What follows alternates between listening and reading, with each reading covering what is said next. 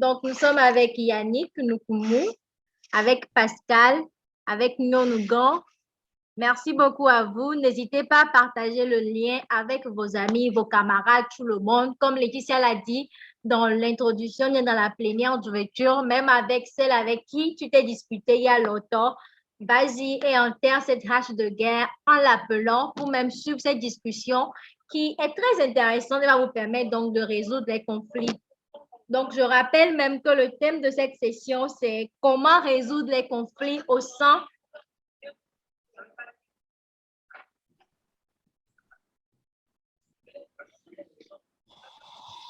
Donc, je rappelle que le thème de cette session, c'est comment résoudre les conflits au sein du mouvement. Quelle alternative à l'impunité? Donc, n'hésitez pas à inviter vos amis, vos responsables d'organisation, vos membres, tout le monde, même les personnes avec qui vous êtes actuellement en conflit. Je pense que ce panel vous permettra de trouver une solution. Donc, n'hésitez pas à partager le lien afin que nous soyons assez nombreux et pour que nous puissions passer un agréable moment. Merci beaucoup, Dorcas, de m'avoir donné la parole. Merci de me recevoir dans ce panel. Alors, je m'appelle Laetitia Toniel-Loé. Je suis consultante pour la coordination du Forum francophone, mais c'est un thème intéressant réellement sur la résolution des conflits au sein du mouvement et la manière dont on peut, et puis la question de l'impunité, effectivement, parce que ce n'est pas parce qu'on est militante qu'on peut se faire n'importe quoi entre nous. Donc, je pense que je peux m'arrêter là pour le moment.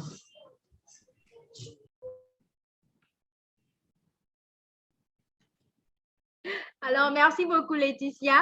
Bon, même si tu n'es pas experte en conflit, tu vas nous aider quand même cette soirée pour qu'ensemble, on trouve une solution pour les conflits entre les mouvements de femmes. Donc, comme je l'ai dit, n'hésitez pas à partager le lien avec vos camarades. Continuez toujours pas à partager le lien pour qu'on soit assez nombreuses dans cette session, que je pense que ça serait vraiment intéressant. Alors, Yannick Nukumu, si vous êtes avec nous, priez à activer votre caméra et votre micro et vous présenter, s'il vous plaît. Ça va, bonjour. Oui, bonjour, nous vous écoutons. Moi, c'est Hunyon Afi. Nyonugan, c'est un petit sobriquet. D'accord. Bien, je suis chef division prévention des conflits au niveau du ministère des droits de l'homme au Togo, en fait. Oh, super. Merci beaucoup de nous avoir rejoints. Je pense que vous serez d'une très grande aide au cours de cette session. Alors, on aimerait plus vous connaître et savoir même l'origine de ce sobriquet Nyonugan et partager avec nous sur la thématique. Bon, en fait, Nyonugan, c'est un nom que mon papa a aimé, dont il me désignait quand j'étais encore petite, qui a disparu entre-temps, mais que j'ai essayé de ramener quand il a fallu que je me fasse, j'ouvre mon compte Internet, donc je l'ai ramené comme ça. Et bon, ceux qui ont pu l'avoir me désignent parfois par cela, mais ce n'est pas vraiment un nom que j'ai encore vraiment, dont on me désigne vraiment, mais bon, que vous me désignez ici par Nyonga, ça ne me dérange pas du tout. D'accord. Alors, merci beaucoup. Il y a également Yannick. Est-ce que Yannick est déjà dans la session avec nous?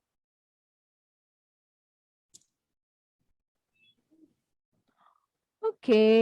Yannick n'est pas encore là. On espère quand même que d'autres personnes vont nous rejoindre. Mais étant donné que vous êtes responsable, je m'adresse à Nyongan. Je l'aime bien parce que ça fait genre une grande femme, une femme d'impact, une femme de puissance. Donc, je préfère bien Nyongan. Alors, dites-nous, bon, c'est le thème qui vous a intéressé, vous nous avez rejoint. Dites-nous, déjà, qu'on parle des conflits entre les mouvements de femmes, qu'est-ce que cela tique dans votre esprit? Cela vous renvoie à quoi? Qu'est-ce que vous en pensez de la thématique? Conflit entre les mouvements de femmes, moi je me dis que dès lors que les gens se mettent ensemble, le conflit, il est là. il est là permanent. Les occasions de conflit, ça ne manque pas, les occasions d'incompréhension, les occasions où certains voudraient se mettre plus en avant que d'autres et ça peut susciter des heurts entre les personnes. Donc, le conflit est inhérent à la vie en société. Et donc, dès lors que on se met ensemble, que ce soit dans un mouvement, que ce soit dans une association, il faut que les gens se préparent. Il faut que les gens se disent que le conflit, il sera toujours présent. Maintenant, c'est comment les résoudre, comment les gérer, qui fait que vous allez évoluer ou que vous allez reculer, vous allez même arrêter peut-être même votre action que vous projetez faire. Donc, c'est un peu ce que je peux dire pour le moment.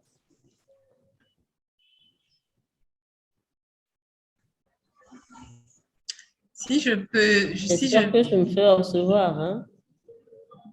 Si je peux J'espère dire, que vous me recevez bien. Oui, on vous reçoit. bien Merci sûr, beaucoup. on vous reçoit très bien. D'accord.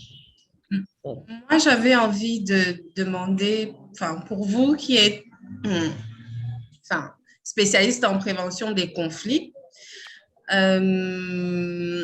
on parle, je crois que on en a beaucoup parlé aujourd'hui pendant la plénière d'ouverture. On a parlé de la difficulté à trouver de la cohésion et des dynamiques internes solides au sein du mouvement francophone. Et j'ai envie de demander, même si comparaison n'est pas raison, est-ce que vous avez eu l'occasion d'étudier ou d'observer des raisons pour lesquelles dans le mouvement anglophone, on aurait moins de ces conflits-là, on aurait plus de cohésion que dans le mouvement francophone?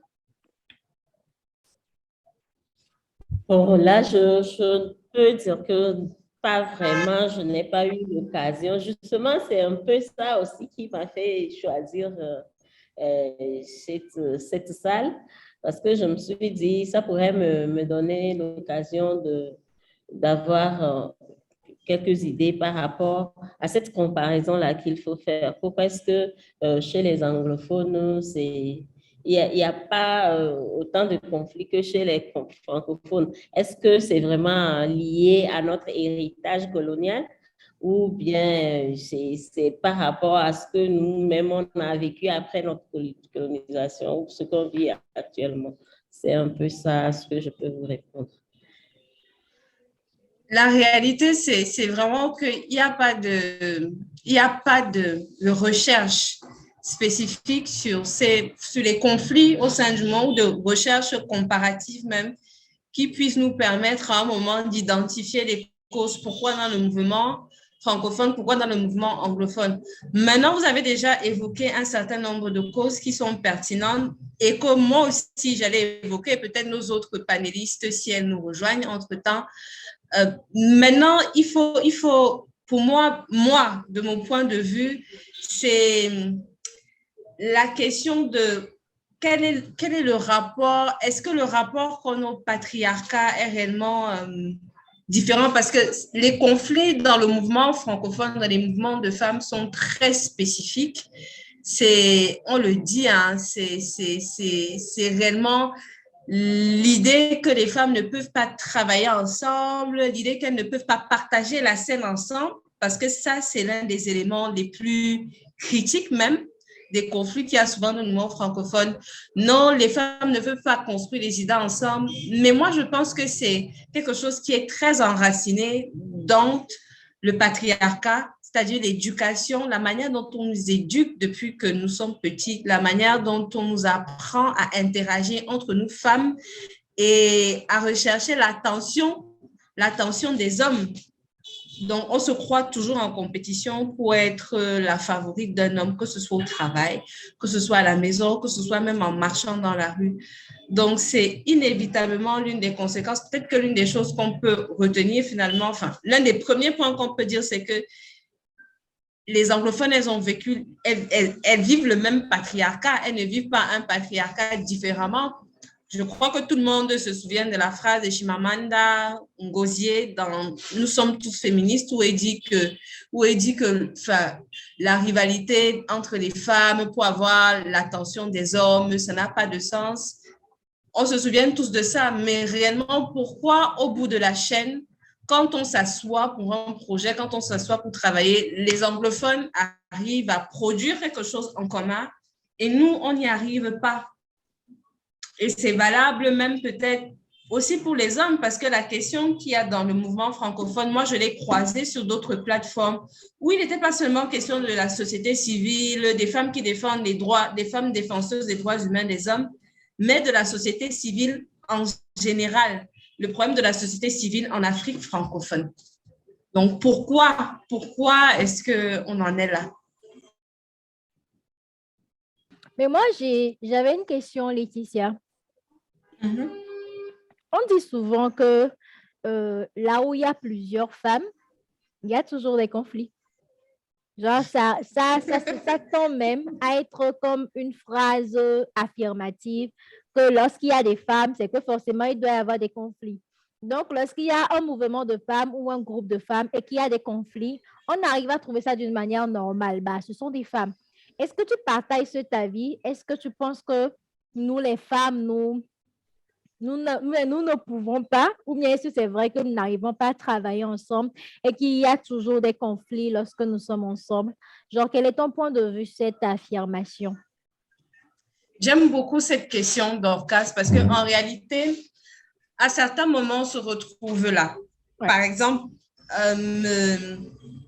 quand on prend la question du tribalisme, je vais faire un rapide parallèle. Quand on prend la question du tribalisme au Cameroun, c'est une question dont on parle beaucoup au Cameroun, dont je suis originaire. On fait beaucoup, et même l'anthropologie en a parlé au-delà du Cameroun. Des anthropologues et des socio-anthropologues en ont parlé au-delà même du Cameroun, de dire que la question tribale était une création coloniale. C'est-à-dire qu'à un moment, les colons, pour diviser, parce qu'ils sentaient tant qu'on pouvait s'unir autour d'un même but, c'était difficile. Pour diviser, ils ont émis un propos en disant le problème dans ce pays ou dans cet autre pays, ce n'est pas le colon, mais c'est l'autre tribu qui veut vous tuer, en fait. C'est l'autre tribu qui veut s'attribuer la totalité des ressources. C'est l'autre tribu qui veut tout pour elle. Et ça a généré, en fait, des conflits qui n'existaient pas historiquement dans la façon dont on fonctionnait sur le continent et dans différents pays. Ça a généré des conflits. Et au départ, il n'y a pas ces conflits, sauf qu'aujourd'hui, on peut constater qu'il y a une haine parfois, il y a un rejet parfois, il y a un tribalisme qui existe et ce qui était avant, en fait, ce qui n'existait pas a fini par s'insinuer et par prendre corps.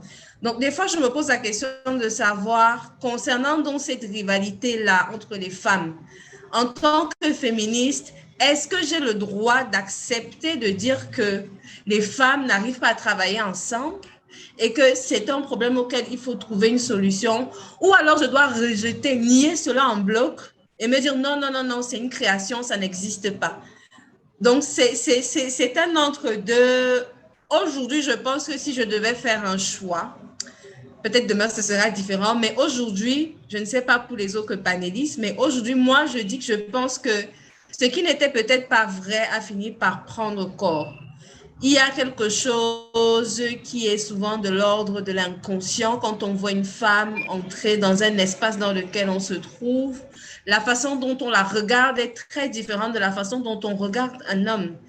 Il y a même une forme d'intolérance qui existe entre nous et même au sein du mouvement.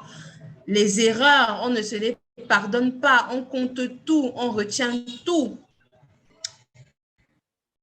Et donc, oui, peut-être que c'est juste d'affirmer que a réussi quelque part à nous faire, nous sommes toutes rivales, mais on peut faire mentir le patriarcat, c'est ce que j'ai envie de dire. On peut faire mentir. Peut-être il y a quelqu'un d'autre dans le panel qui souhaiterait prendre la parole là-dessus. Je vais couper mon... Par rapport à la réaction de Laetitia, je crois que effectivement, effectivement, il faudrait que, effectivement, dans les associations de femmes, dans les rencontres de femmes, il y a beaucoup plus cette tendance-là à ce qu'il y ait des heurts. Mais moi, je me dis aussi que c'est parce que la femme est méticuleuse et la femme a souvent de ces principes-là qui font qu'elle laisse difficilement passer les choses. Et cela fait que à chaque fois qu'il y a un petit souci, on s'y attarde et si on n'arrive pas à vite résoudre ça traîne un peu. Mais justement, c'est la raison pour laquelle il faut s'y attaquer et essayer à chaque fois qu'il y a un petit souci, il y a des heurts, arriver à résoudre le plus rapidement possible pour qu'on ne s'attarde pas sur les conflits qui naissent entre nous. C'est ce que je crois c'est ce que je pense pour le moment. OK, merci beaucoup. Est-ce qu'il y a une autre personne aussi qui aimerait ajouter quelque chose? Allô, vous me recevez? Allô? Tu peux y aller. Oui, à Lorraine, tu peux y aller. Voilà, merci. J'ai bien suivi la réaction de la première personne et de celle qui vient de finir le travail d'organisation dans le mouvement. Lorsqu'on travaille entre nous, très souvent, même à l'école, on peut le réaliser. Il y a certaines filles qui te disent que moi, je ne fais pas la compagnie des filles. Je suis toujours dans le groupe des garçons. Parce que quand on est pas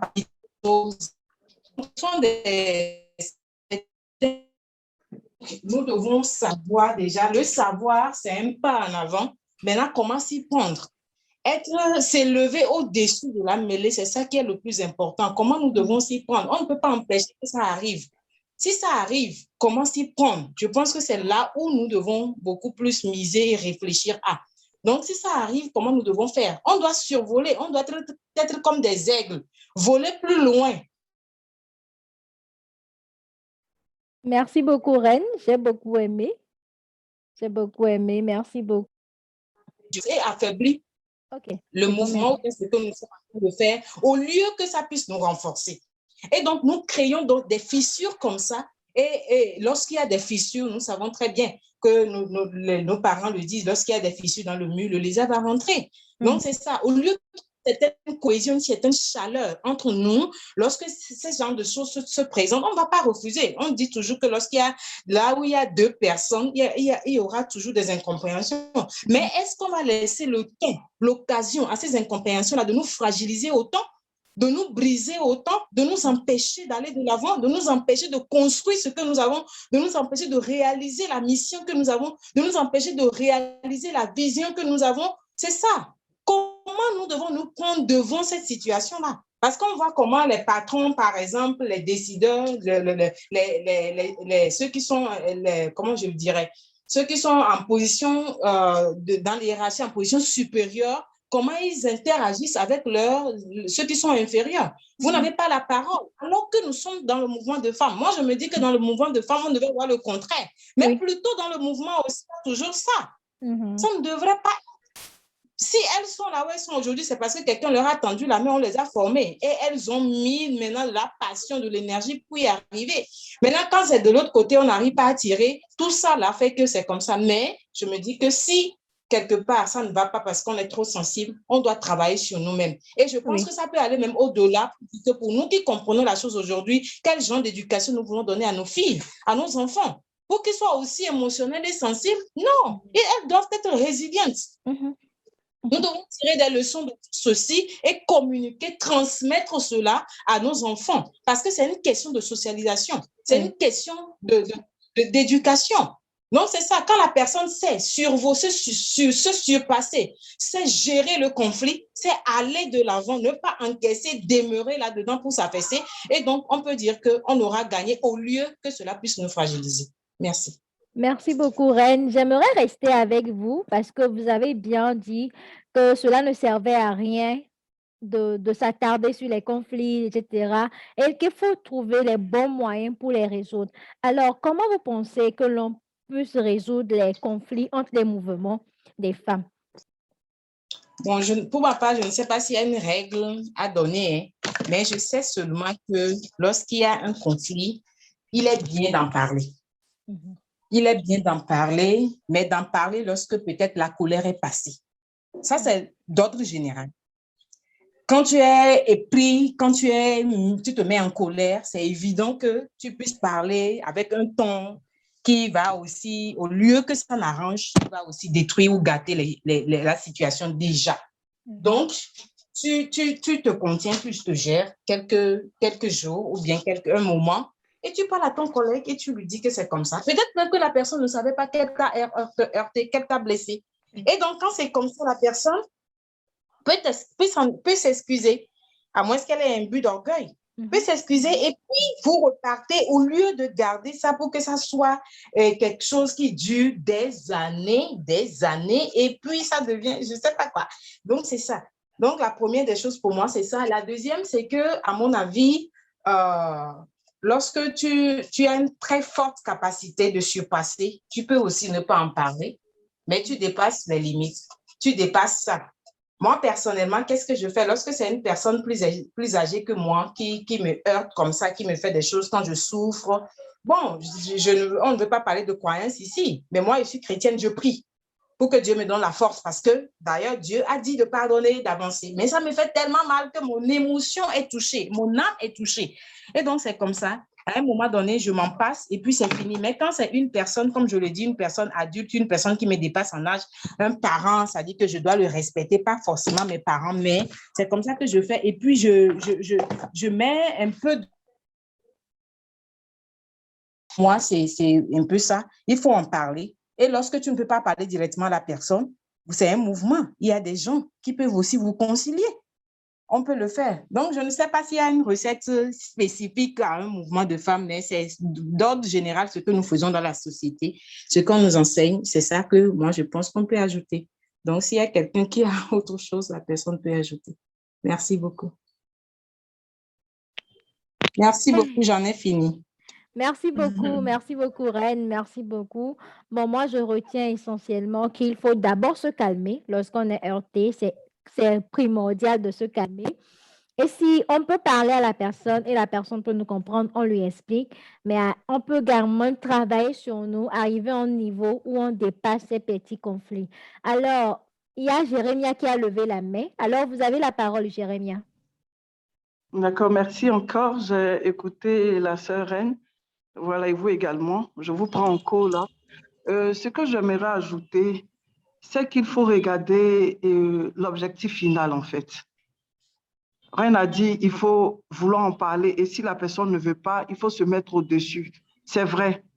Mais même quand on veut se mettre au-dessus, peut-être que l'autre en face peut bloquer la réalisation de l'objectif final.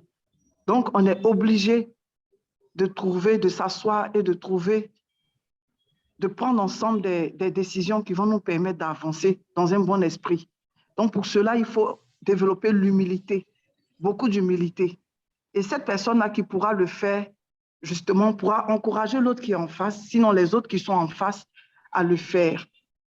L'objectif final. Ça, c'est très important.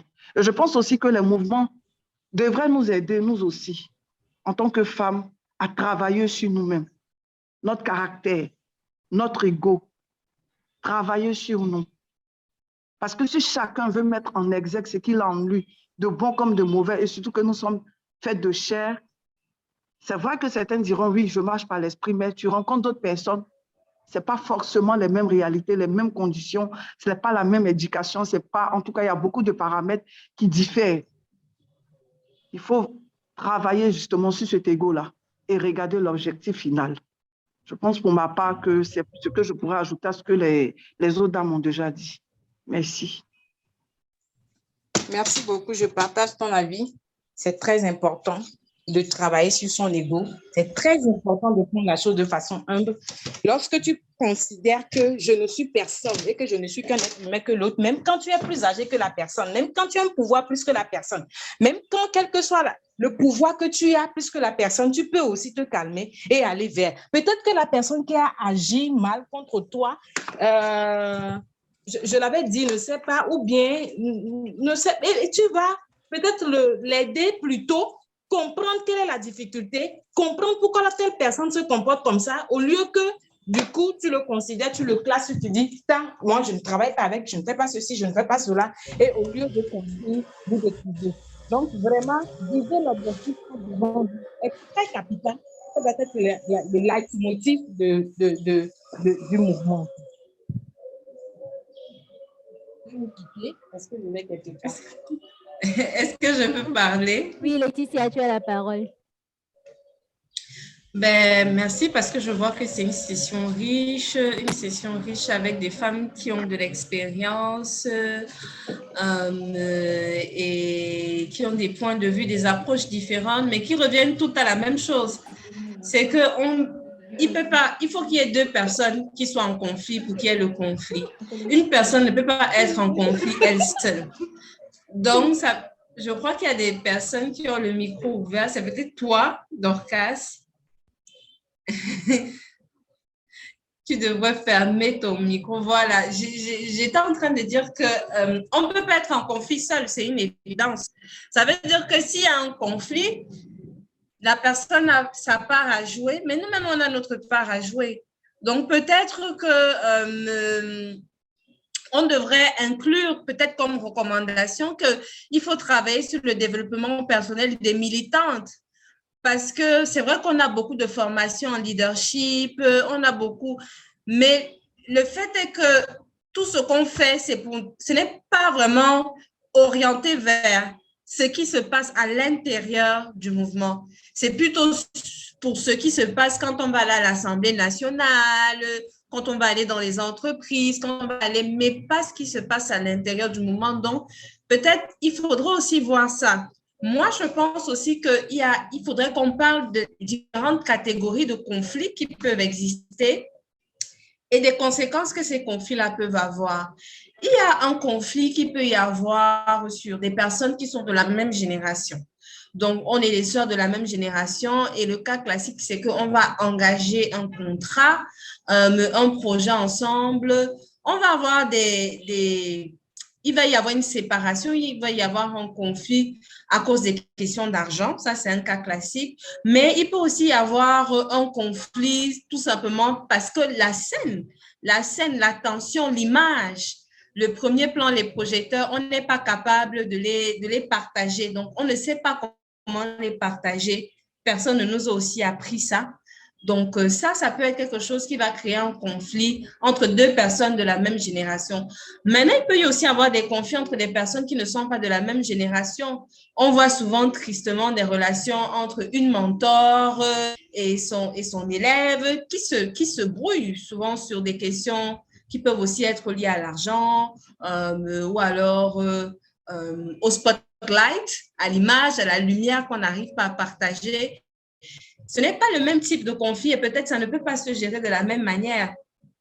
Maintenant aussi, il y a des conflits qui sont liés, à une dimension hiérarchique. Et ça peut être entre des personnes, une personne qu'on prend comme bénévole ou peut-être employée de notre organisation ou entre collègues. Ça, c'est les différents types de conflits qu'il peut y avoir. Maintenant, en termes de conséquences, il y a des conséquences sur l'organisation parce que souvent les conflits, ça brise des projets. On a de très beaux projets, du jour au lendemain, on parle du projet, on ne comprend pas pourquoi. C'est parce qu'il y a eu un conflit. Des fois, même, il y a des financements qui sont bloqués à un moment parce que on entre en conflit, on écrit au bailleur de fonds, on fait des guerres d'emails, et le bailleur de fonds, très confus, dit « Ah, moi, je ne vais pas entrer dans ça, je regarde. » Jusqu'à ce qu'elle se décide de faire comment pour s'arranger, elle ne se décide pas. Et puis, bof, le bailleur de fonds, lui, va passer à autre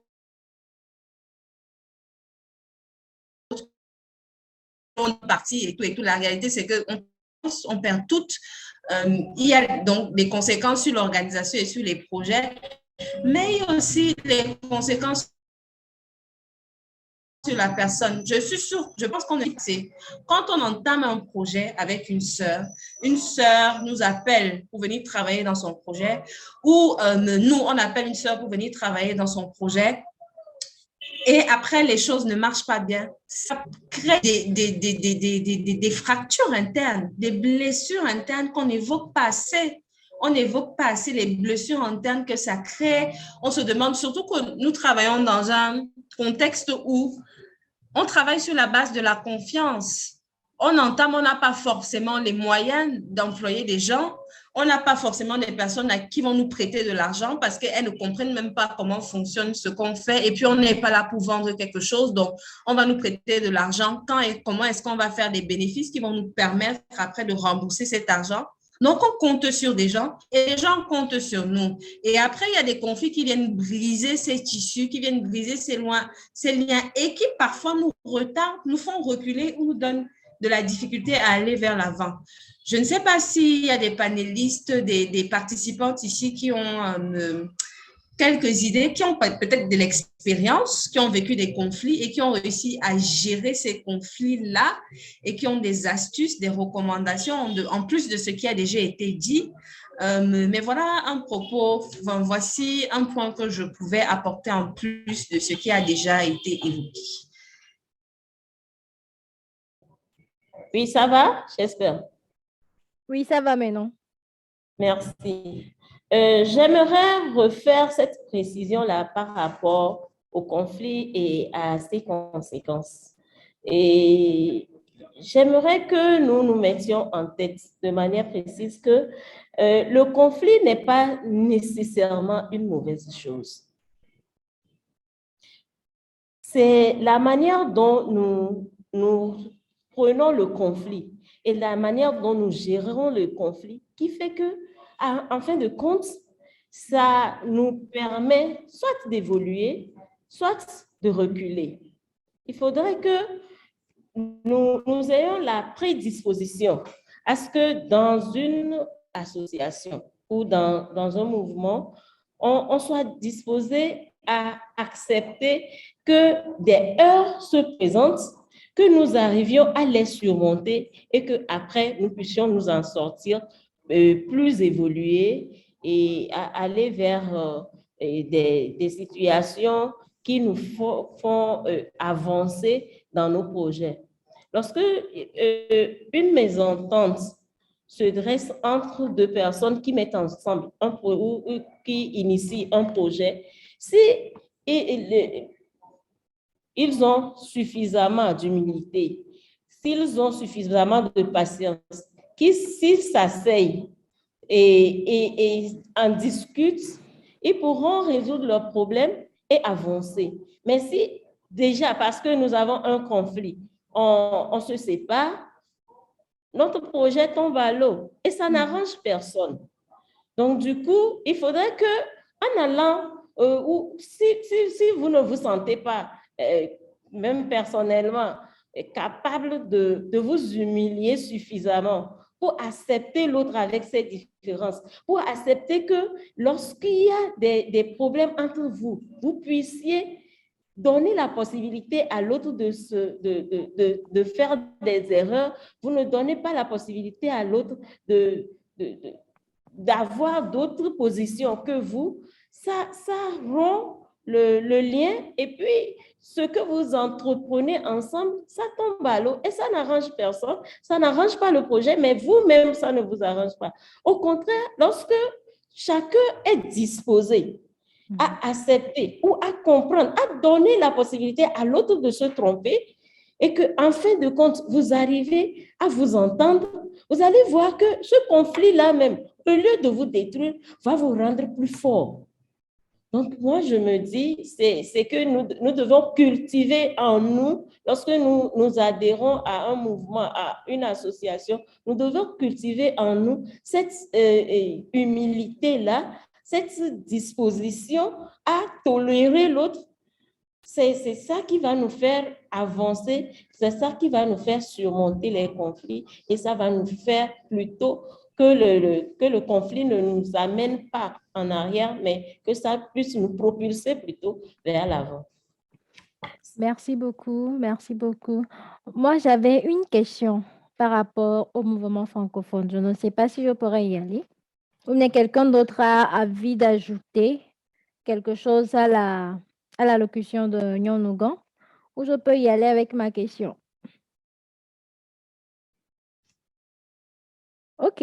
Au fait, je voulais parler plus par rapport à nos organisations. Il arrive de certaines fois, je ne sais pas si je vais parler de l'arrogance, de l'orgueil, etc. Toujours dans les mouvements de femmes, il va arriver à certains moments qu'il y aura les conflits. Et comme vous l'avez dit, qu'il faut essayer d'en parler. On essaie toujours d'en parler, mais des fois, il n'y a pas de changement. Qu'est-ce qu'il faut faire dans ce cas?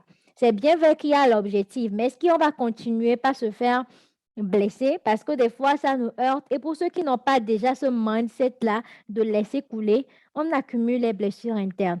Maintenant, dans ce cas, qu'est-ce qui est le plus conseillé? On laisse l'objectif, histoire de préserver sa santé mentale, ou on est toujours là à répéter la même chose à la personne qui ne veut pas changer, ou qu'est-ce qu'il faut faire exactement dans ce cas où on remarque que malgré qu'on aborde la situation, il n'y a pas de changement? Voilà ma question.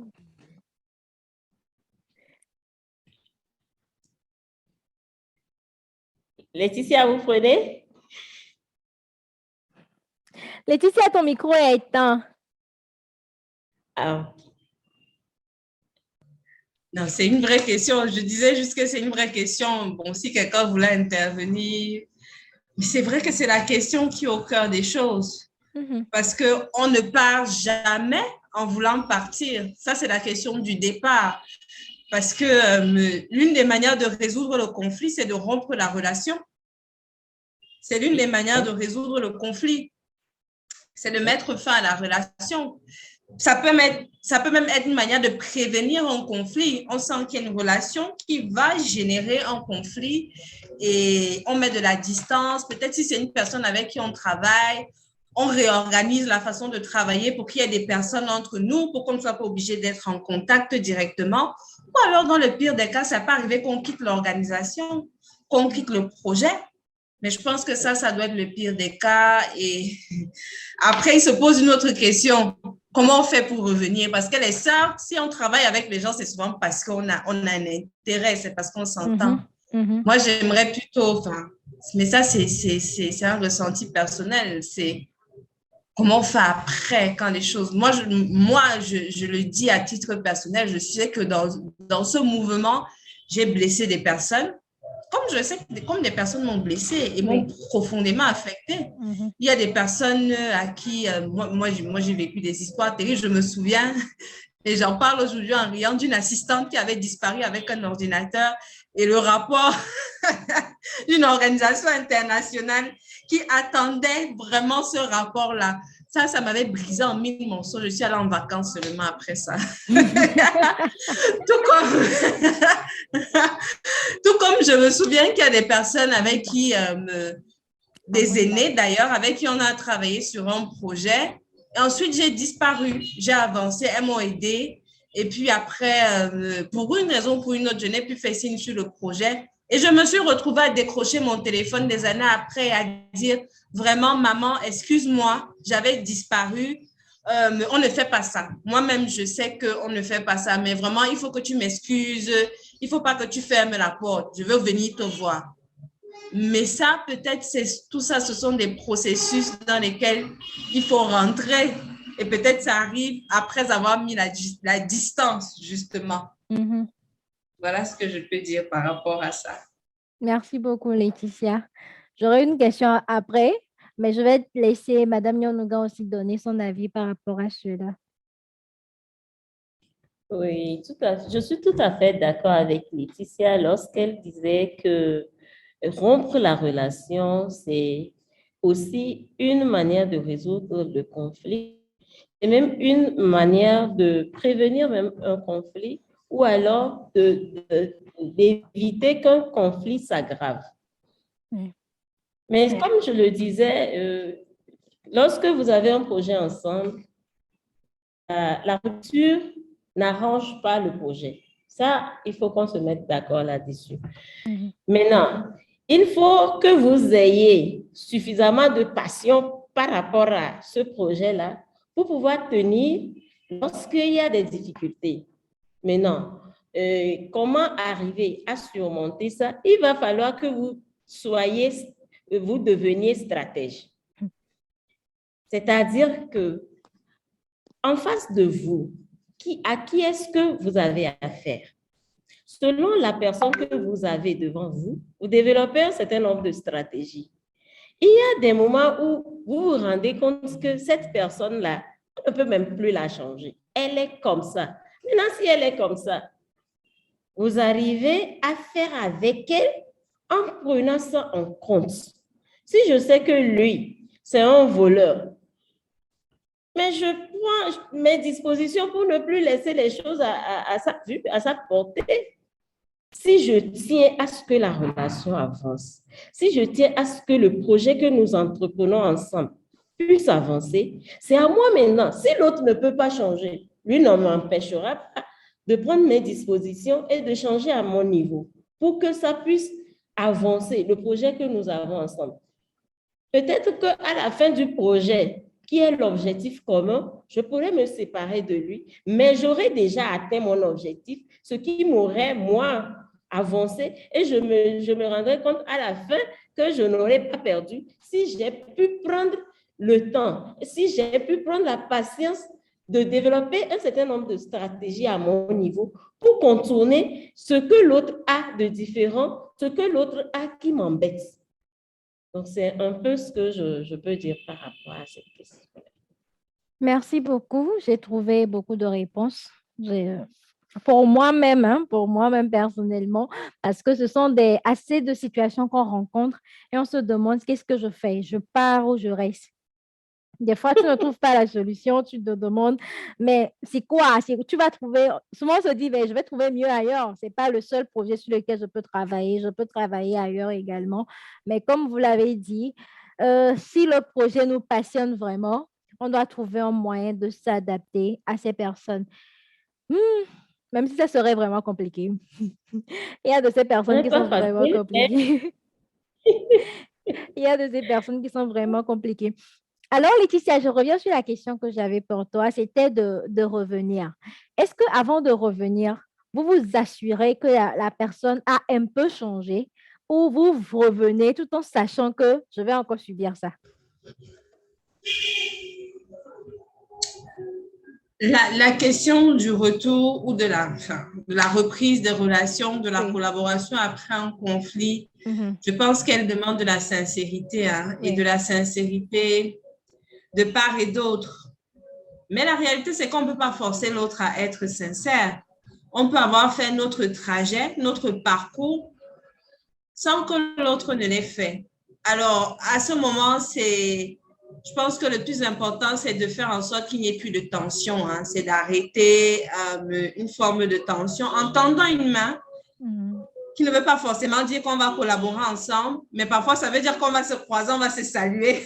Et on va sourire. Alors qu'on ne se salue plus depuis des années. Okay. Donc, je pense que c'est par là qu'il faut commencer et puis après voir si on peut envisager le reste. Mais la vérité aussi, c'est qu'il y a des personnes qui ne peuvent pas travailler ensemble. Et parfois, il faut l'accepter. Oui. Il faut l'accepter.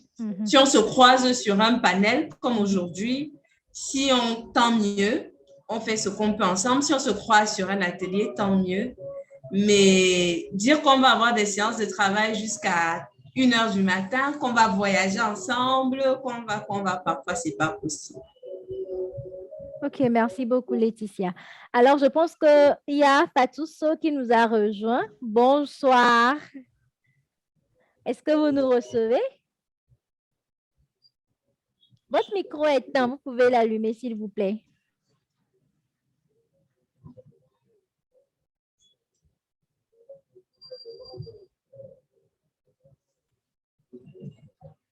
Oui, merci. Bonjour, est-ce que vous allez bien? Oui, nous allons très bien. Ça va très bien. Voilà, j'ai écouté la première séance d'ouverture ce matin. Et puis après, j'avais une autre réunion, donc je suis allée, mais je vous rejoins là maintenant. Merci beaucoup. Alors, je rappelle que nous sommes dans la salle sororité et qu'il est question de discuter à propos des conflits. Donc, je rappelle la thématique, c'est comment résoudre les conflits au sein des mouvements, c'est-à-dire au sein du mouvement francophone et quelle alternative à l'impunité. Donc, c'est la thématique qui Attendez, nous c'est a celle-là, réunis. c'est une qui est en cours ou bien c'est une qui va commencer? Oui, nous sommes en cours. Nous sommes en cours. Nous allons Ah, d'accord. terminer Alors, dans moi, je 30 vous minutes. rejoins à la suivante. Je viens de me connecter. Hein. Je vous rejoins à la suivante sur le travail non rémunéré des femmes. Ah, d'accord. Mais Sur vous les pouvez corvées rester. domestiques, sur les corvées domestiques des femmes. On devrait appeler ça comme ça. Le travail domestique des Pas femmes, le plus vraiment. juste. Travail non rémunéré, tu parles. C'est corvée domestique. D'accord, très bien. Mais si vous pouviez dire un petit mot, moi en tout cas, je serais beaucoup intéressée de vous entendre sur le sujet de la résolution des conflits. On a vraiment essayé d'avoir une discussion entre sœurs là-dessus, sans vraiment intellectualiser, mais réellement, là, on est en train de se poser un certain nombre de questions. C'est une question épineuse souvent, la question du départ. Quand on est dans une collaboration, on a un projet qu'on aime, et qu'on voit bien qu'on n'arrive pas à résoudre le conflit. Donc, la question du départ dans une organisation ou dans un projet avec des sœurs du mouvement.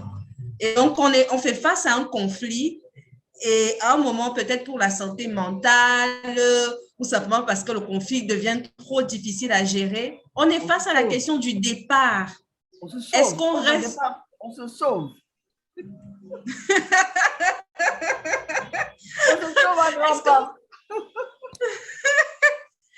Donc, c'est ça, cette question.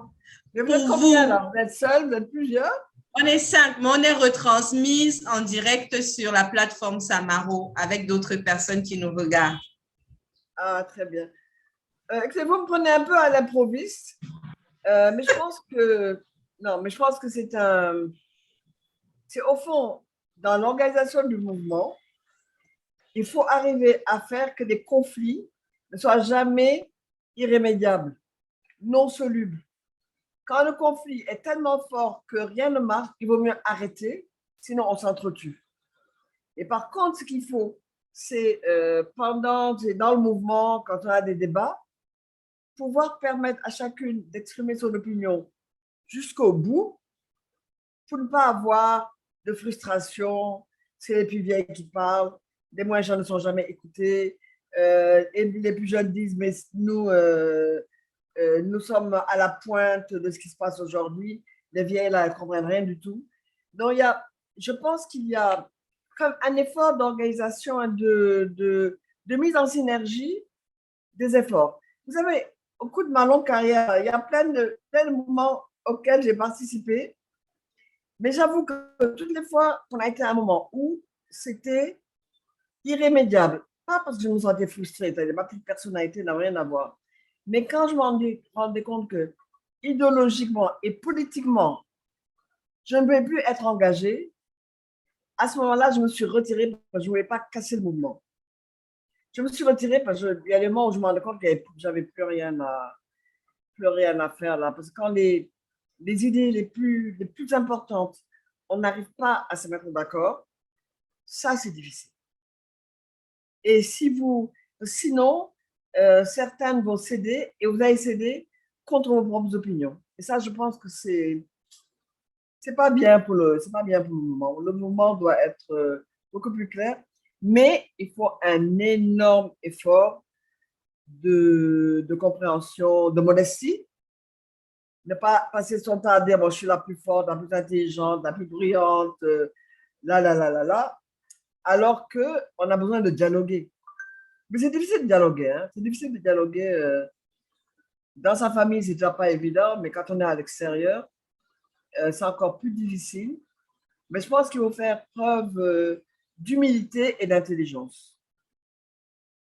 Merci beaucoup. À partager des idées et à convaincre, et puis se rendre compte que peut-être on a des convictions qui font qu'on n'a pas tout à fait raison à ce moment-là. Le problème, ce n'est pas de rétro-pédaler, parce que souvent, les gens ont honte de dire, bon, moi, je reviens en arrière, j'abandonne. Mais c'est suffisamment modeste pour comprendre que quelqu'un d'autre peut avoir raison et tirer profit de ce que dit cette personne. Mais quand c'est idéologiquement, politiquement ou scientifiquement insupportable, à ce moment-là, je pense qu'il vaut mieux arrêter et laisser la place. Je ne sais pas si c'est une bonne réponse. Mais c'est mon expérience d'années de mouvement, de co-mouvement avec les femmes. C'est effectivement une très belle réponse parce que dans la question de la gestion des conflits, il y a différentes dimensions. Il y a la dimension personnelle qui est liée à nos émotions propres et puis aussi la dimension intellectuelle qui est liée à comment est-ce qu'on se présente au monde et la cohérence qu'on veut créer dans notre parcours et qu'on a déjà créé. Donc, effectivement, il y a toutes ces dimensions. Maintenant, j'ai une question spéciale. C'est une question, on va certainement revenir dessus jeudi parce qu'on va parler de l'intergénérationnalité, mais il y a le conflit des générations. Je pense qu'on ne pourrait pas parler de conflit sans parler justement des approches différentes du militantisme qu'il y a entre les générations. Et là, ma question, c'est de savoir, est-ce qu'aujourd'hui, vous arrivez à observer des approches qui puissent être conflictuelles, un conflit entre différentes générations d'activistes et de militantes, à la fois dans votre entourage ou sur les réseaux sociaux ou sur la scène publique? Alors, et vous parlez entre générations. Entre générations, donc de différentes générations. Alors, je vais vous dire, hein, je vais peut-être vous faire rire, mais quand même. Je me souviens avoir été Benjamin dans plein d'organisations quand j'ai commencé. J'avais une vingtaine d'années, 20-25 ans. Et à ce moment-là, des organisations de jeunes, ça n'existait pas. Et les associations étaient des associations de femmes un peu plus âgées que nous. Et alors, on avait une double position. D'abord, c'était des aînés. C'était toutes des tatas. On s'appelait Tata. Alors, il y avait Tata X, Tata Y, Tata Z. Parce que dans ma génération, on n'était pas très nombreuses. Alors, pas très nombreuses en termes démographiques, hein, mais dans les organisations auxquelles je participais, des jeunes de ma génération, autour de 25 ans, n'avaient pas d'organisation. On avait des groupes d'amis, alors on n'appelait pas de club à l'époque, hein, on appelait des associations, mais pas réellement entre jeunes. Et les associations de femmes, parce que c'est celle-là que je parle, c'était toujours des personnes un peu plus âgées que nous, qui avaient plus d'expérience. Alors, on avait deux positions. On est dans la position de déférence. Parce que c'était des tatas, on ne pouvait pas crier, ça nous disait va chercher le livre, on allait chercher le livre et on revenait. Et si on nous disait il faut faire telle tâche, on allait faire la tâche. Et moi, j'avoue que j'ai beaucoup écouté. Beaucoup écouté parce que je venais d'une famille où il y a des hiérarchies entre aînés et cadets, hein, même si mes parents étaient très ouverts, mais il y avait quand même un sens à la hiérarchie qu'on nous inculquait. Et dans les associations d'étudiants qui étaient là, c'était toutes des associations de garçons. Et je ne me sentais pas à l'aise, parce que je sentais bien que j'étais un peu spécifique, on n'était pas très nombreuses et plein de garçons autour. Donc, les premières associations auxquelles j'ai participé, moi, c'est des gens qui étaient déjà des adultes, qui étaient beaucoup plus âgés que moi, et auprès de qui j'ai beaucoup appris. Or, ce n'est pas de la modestie, c'est juste apprendre, parce qu'elles avaient des expériences que je n'avais pas. Moi, je sortais du lycée, j'arrivais à l'université. Elles avaient été institutrices, sages-femmes, elles avaient travaillé, elles avaient des enfants. Donc, à ce niveau-là, il y a beaucoup de choses que j'ai pas apprises. Mais en même temps, quand même, ce qu'elles avaient, c'est qu'elles avaient une capacité d'écouter. C'est-à-dire que quand on prenait la parole, on vous écoutait et puis on ne vous disait pas bon, tais-toi, tu es trop jeune, arrête. Et ça, à ce niveau-là, je n'ai pas, j'avoue, réclamé qu'on me donne ma place. Je me suis fait ma place progressivement.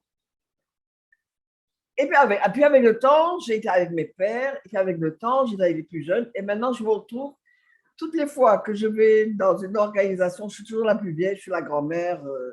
Avant, je suis la tata, maintenant, je suis la grand-mère. Mais quand même, ce que je remarque aujourd'hui, c'est qu'au fond, je me retrouve, et je leur dis toujours, hein, face à des gens qui me disent, oui, mais donne-moi la place. Et moi, je réponds, prenez la place. Je réponds, mais prenez la place. Ne vous donnez, moi, je ne vous donne rien du tout. Je veux partager des expériences avec vous. Et les expériences, je les partage parce que j'apprends en même temps énormément de vous. Moi, j'avais par exemple tendance à dire, mais parce qu'il y a eu quand même toute une bataille des femmes avec des conquêtes. Alors, quand j'ai dit que j'étais féministe, elle me disait, ah, oh, madame, non, non, mais moi, je ne suis pas féministe. Hein. Ah, non, non, non, nous, féministes. Parce que c'est vrai qu'il y a 20 ans, 30 ans, se dire féministe, c'était déclarer qu'on était kebab, déclarer qu'on était lesbienne, c'est déclarer qu'on n'était pas africaine, c'est déclarer qu'on avait abandonné nos valeurs. C'est difficile de se dire féministe. Et au fond, moi, c'était mon opinion. Et puis, je me rendais compte quand même que quand je disais je suis féministe, il y avait une écoute. Même les garçons de ma génération, les plus jeunes, disaient ah, qu'est-ce qu'elle a à dire? Mais ils m'écoutaient. Et à ce moment-là, on pouvait échanger. Alors, souvent, j'étais brutale, souvent, j'étais plus prête à négocier sur les idées, mais il y avait des idées fondamentales sur lesquelles je ne bougeais pas. Et souvent, je trouvais que des droits qu'on avait acquis, la plus jeune génération, pensant que c'était acquis, ne se rendait pas compte que c'était le résultat de lutte, ne se rendait pas compte que ça faisait du féminisme. Et quand on avançait un peu plus dans les débats, qui choquaient beaucoup d'hommes, elles avaient un peu peur. Elles disaient, oui, oui, mais madame, vous savez, encore on va nous dire, les garçons de notre âge. Donc, voilà, j'ai souvent eu cette réaction. Et j'avoue que je suis très agressive avec la jeune génération, parce que je leur dis, vous voulez ma place, venez la prendre, on va la partager.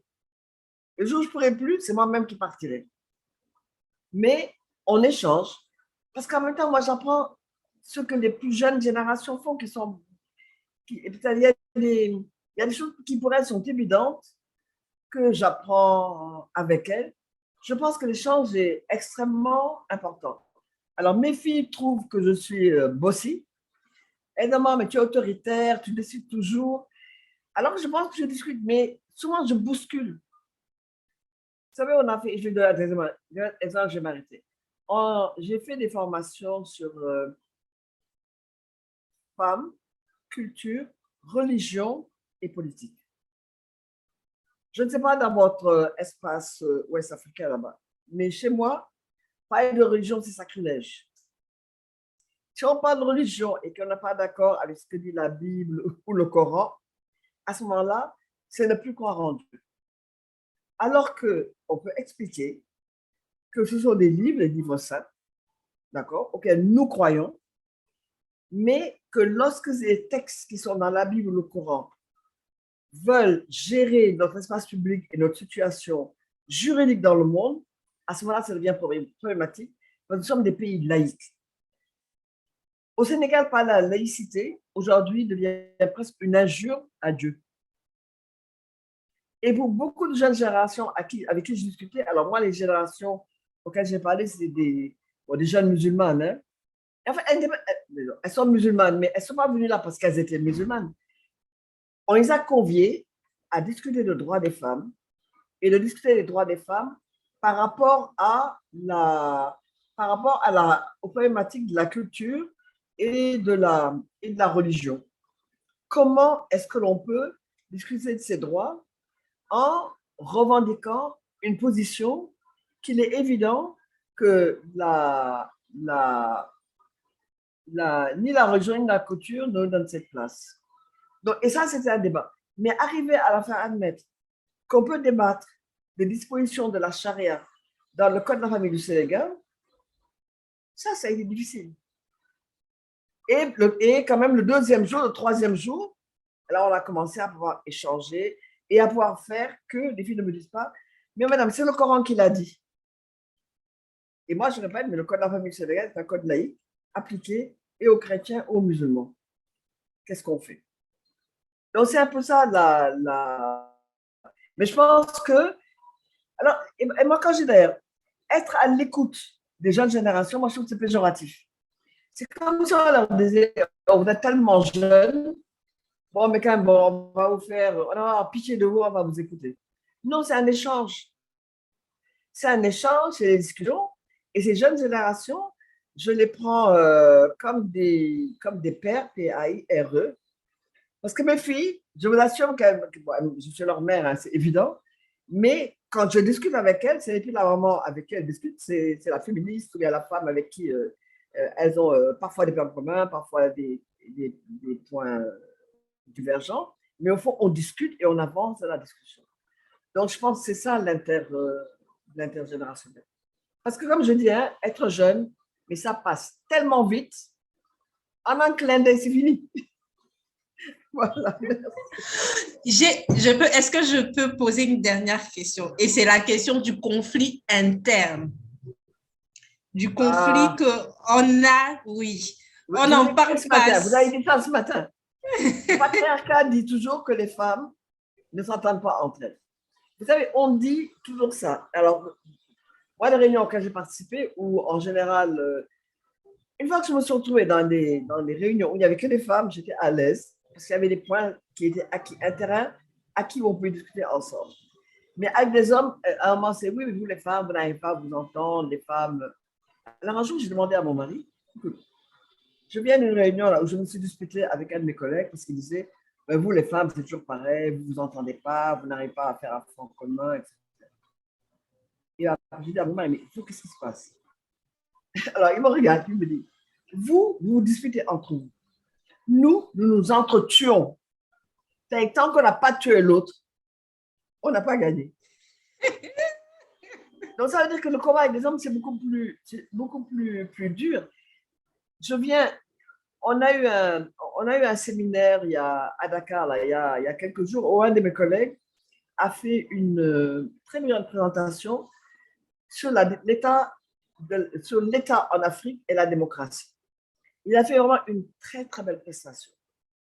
Puis après, on me demande d'intervenir. Et moi, je dis, c'est excellent parce que ce collègue avait non seulement été de sciences politiques, mais il avait quand même une expérience dans les partis politiques, parce qu'il en avait fondé un. Et puis, il avait travaillé dans les institutions africaines, beaucoup de chefs d'État étaient gens de sa génération. Je lui dis, vous savez, si vous n'incluez pas les femmes en tant que femmes dans la démocratie, alors la démocratie, elle ne sera que partielle. Pour ces femmes ont des droits spécifiques. Si vous ne les tenez pas en compte, si vous n'en tenez pas compte, alors la démocratie, elle sera que partielle et vous aurez laissé quand même 52% de la population sur le chemin. Les jeunes, les vieilles, les moyennes, les âges moyens, si vous voulez, vous avez mis de côté. Et là, il y a des problèmes spécifiques. On a une crise des sexualités. Est-ce qu'on a... les femmes ont besoin de maîtriser leur sexualité, elles ont besoin de maîtriser leur fécondité.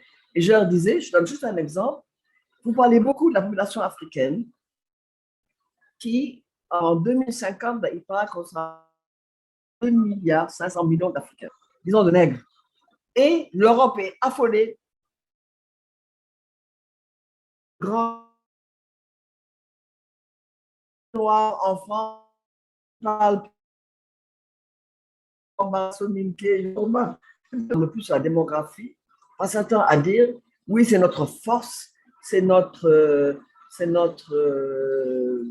puissance, c'est notre fierté. Et les États devraient prendre en charge l'éducation des jeunes, blablabla. Bla, bla, bla. Et je leur disais, mais vous ne vous rendez pas compte que ces 2,5 milliards d'Africains qui naissent à partir d'un utérus de femme. Qu'est-ce que vous faites du corps de ces femmes qui les produisent? Ces femmes qui les produisent, elles meurent en couche. Le taux de mortalité le plus important dans le monde, c'est encore l'Afrique. Les Chinoises font 0 point enfant. Il faut 2 Chinois pour faire un enfant. Et nous, chaque femme africaine fait 8 enfants dans 4 semaines vivants. Il n'y a pas de question. Quand je disais, ils m'ont tous regardé surpris parce que ils avaient. Je dis, bon, vous savez, quand j'ai terminé la discussion, après quelqu'un m'envoie, un de mes neveux là, m'envoie un mot en me disant, bon, c'est bien, mais arrête d'écraser les gens avec qui tu discutes. Le fait que je dise, vous les hommes, vous ne vous rendez pas compte que c'est nous qui portent cette population de 2 milliards 500 millions de gens. Alors, qu'est-ce qui... parce que la personne qui, dans la réunion, m'a interpellée, je n'ai pas eu le temps de répondre, mais si j'avais répondu, j'aurais dit que le jour où tu accoucheras toi-même, tu pourras me dire est-ce qu'on sera 2 milliards 500 millions ou pas. Donc, c'est ça. Donc, le conflit, il est permanent. On a un conflit dans nous-mêmes, un conflit avec les autres, mais le conflit est également un mode d'organisation. Mais sauf s'il y a catastrophe et qui sépare tout le monde, parce que si tout le monde dit oui, alors on est des bénis oui. Donc, c'est une personne qui a raison et tout le monde suit. Et ça, c'est pas ce qu'on recherche. Ce qu'on recherche, c'est un échange, et l'échange peut être confrontationnel, si je peux dire ça. Voilà. Merci beaucoup. C'est un très bel échange. C'est un très bel échange qui nous mène à la fin de cette session parce qu'on doit libérer la salle pour la session d'après. C'est la mienne alors. Merci de nous avoir rejoints. Toutes les intervenantes et tout le panel de cette session, on peut rester pour suivre la session d'après ou on peut tout simplement se déconnecter pour aller suivre une autre session. Donc, merci beaucoup. Merci beaucoup. Au revoir. Allez, à très bientôt. Au revoir. Au revoir.